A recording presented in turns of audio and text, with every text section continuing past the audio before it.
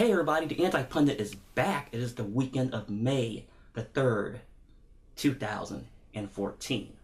You can visit me at my Facebook page at Get Lansing Media, or always go to my webpage at realdealpolitics.net. Now, did you know there was a protest going on down in Washington here recently? And it all has to do with cowboys and Indians.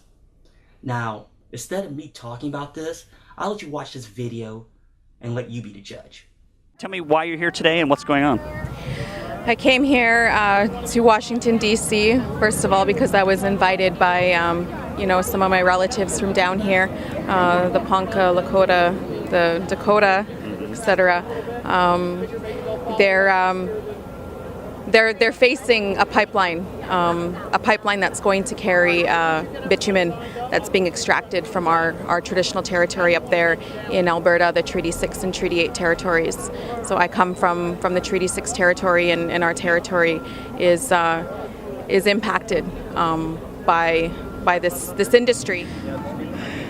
In our territory, we're pulling moose from the water that have cancers hanging off of them. We have moose with pus bubbles under the skin. We have deer with green meat. We're airlifting our babies to the urban medical centers for drinking contaminated water. We have right now, 40 minutes up the road from my reserve, we have 4 ongoing spills that is bitumen emulsion. And they've been spilling now. The spills were discovered in May of last year, and they're still spilling today. It's spilled over 1.5 million liters of bitumen emulsion onto our traditional territory. It's affected a lake. They've had to drain the lake. Over 200 animals have lost their lives because of it. We're suffering from respiratory illnesses, cancers. So I don't know how much more I can bring it home than that. Mason Mitchell. Mason, you are a cowboy of the Cowboy and Indian Alliance. Am I correct? Yeah. How old are you? 9 years old. 9, really? And you were out there handling a horse today, right? Yeah. Okay. Why were you out today? Why were you with Cowboys and Indian Alliance? To stop the pipeline. We are trying to tell Obama to not allow the permit to go through, that this pipeline is not safe. We are very concerned with our water. The Ogallala Aquifer is the largest in Nebraska, is the largest body of water under the land, and they want to go through it. I'm Standing Stone. My English name is Faith Spotted Eagle. I'm from the Ihave Oyate. Folks that are on the front lines of this Keystone XL pipeline, this battle. So I mean, those are the folks I put more emphasis and importance in, because they're the reason why we're here. So my job is to help coordinate that effort, make sure it comes off as smoothly as possible. I think there are very, very big, powerful forces at work behind the continuation of a dying, paradigm, and I think that people need to come together to be educated. I know that we have that need as well. People like Winona LaDuke help us with that, and so Amy and I are sort of a bridge between Indian, non-Indian communities, but as Amy said, it's the outcome for all our livelihood. They don't make any more water, as Winona says.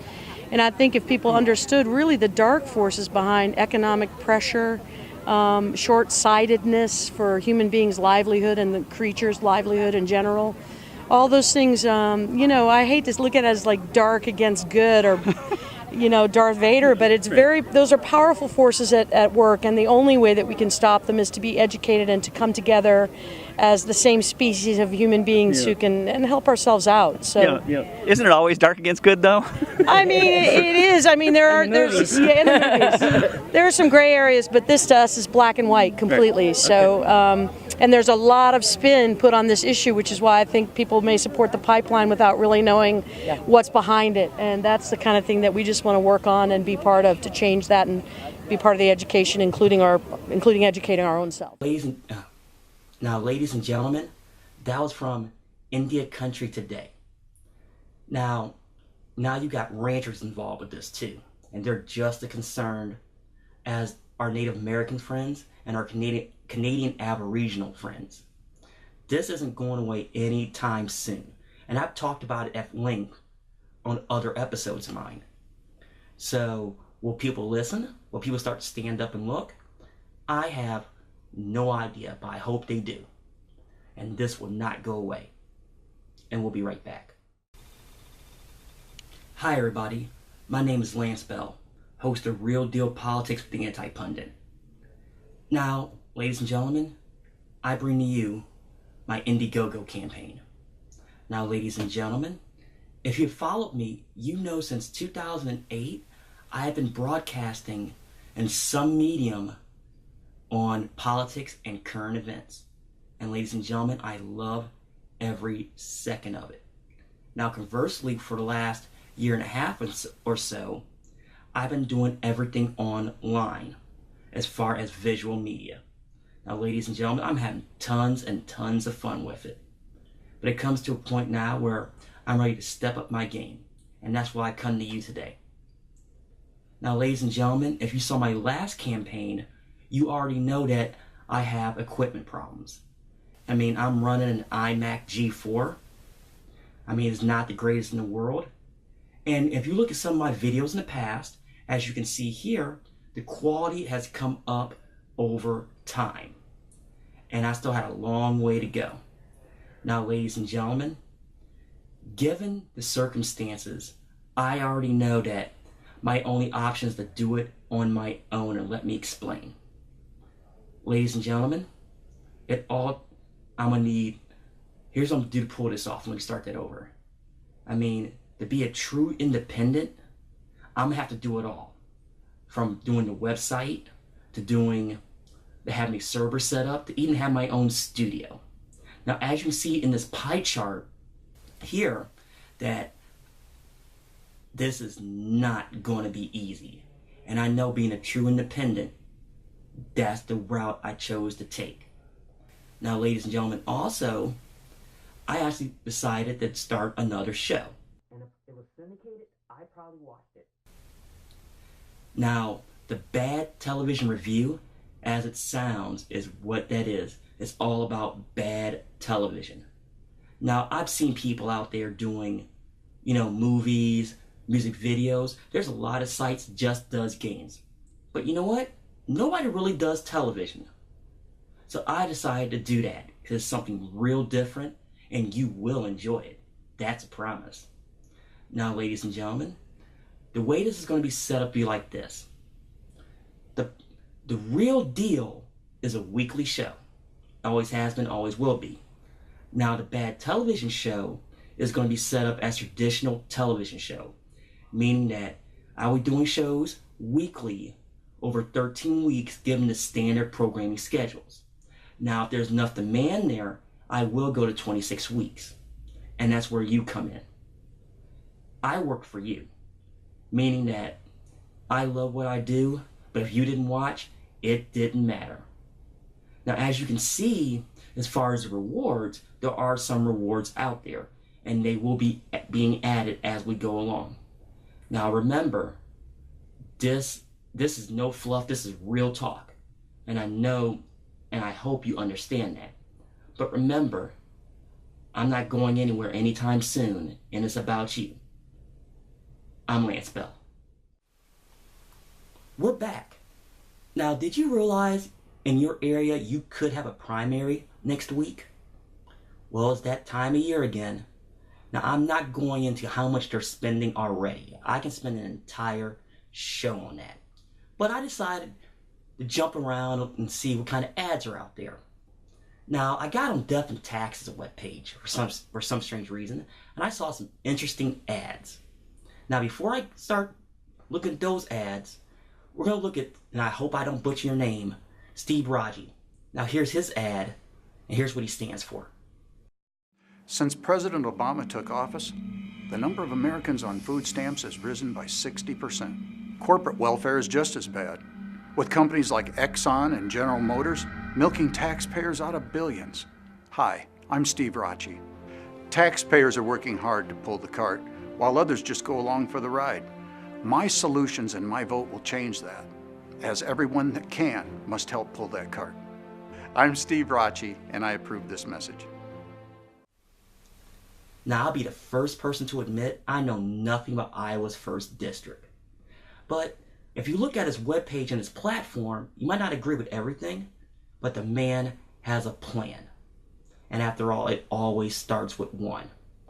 So I hope he does well, and I hope people show his support or the candidate their choice there in Iowa's 1st District. Now moving on, there's another ad I'm going to show you. Now this is from a lady there in the Midwest. Well, let's take a look at this ad. I'm Joni Ernst. I grew up castrating hogs on an Iowa farm. So when I get to Washington, I'll know how to cut pork. Joni Ernst, mother, soldier, conservative. My parents taught us to live within our means. It's time to force Washington to do the same. To cut wasteful spending, repeal Obamacare, and balance the budget. I'm Joni Ernst, and I approve this message because Washington's full of big spenders. Let's make them squeal. Now I'm going to be the first person to admit Joni Ernst is probably not my first choice to be elected. And not because where she stands for, and not even the fact that, even Sarah Palin endorsed her. But I'm looking at her ad and I'm thinking to myself, castration would not have been my choice to go down that road with for an ad.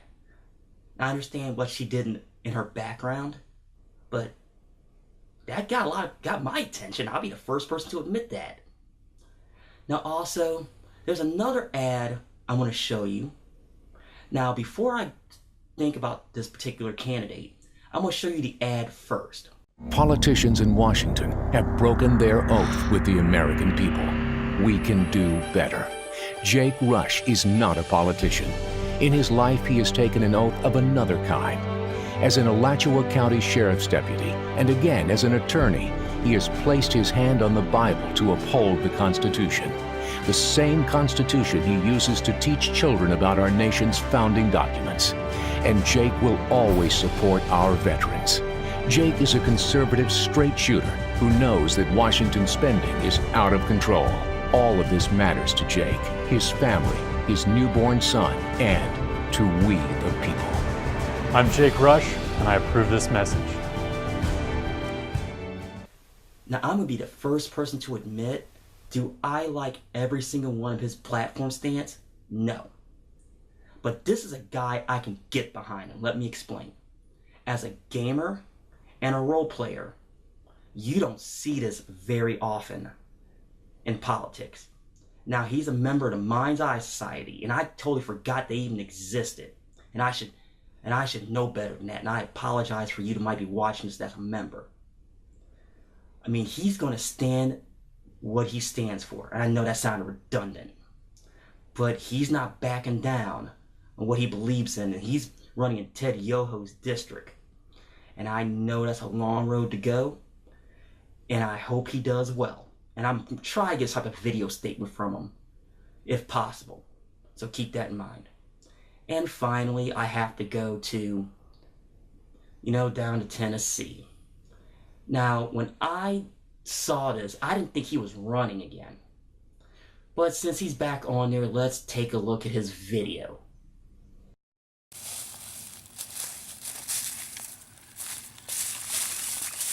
It's been rumored that a few states now are trying to make it illegal for law-abiding citizens to be in possession of firearms. Our own Thomas Jefferson once said that when people fear the government, there's tyranny. But when the government fears the people, there's freedom. If I'm elected governor of this great state, I promise that your right to keep and bear arms shall not be infringed. There you go.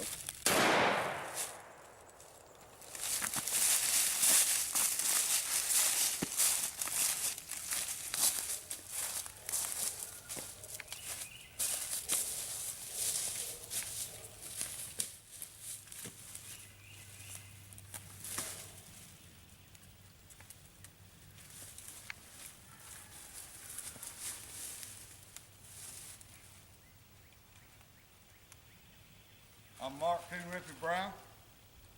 I approve this message and this hamburger.